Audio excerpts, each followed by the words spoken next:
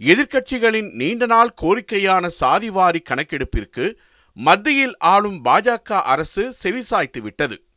பிரதமர் மோடி தலைமையிலான மத்திய அமைச்சரவை கூட்டத்திற்கு பிறகு சாதிவாரி கணக்கெடுப்பு நடத்தப்படும் என்று மத்திய அமைச்சர் அஸ்வினி வைஷ்ணவ் அறிவித்துள்ளார்.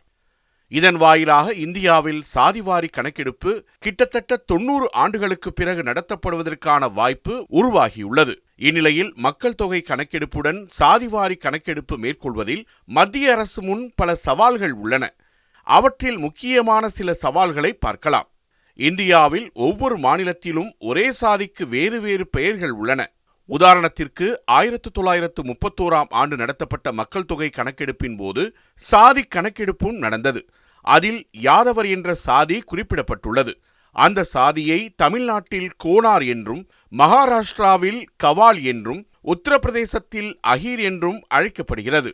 இதை எப்படி கணக்கெடுப்பில் வகைப்படுத்தப் போகிறார்கள் என்பது பெரிய கேள்வியாக உள்ளது.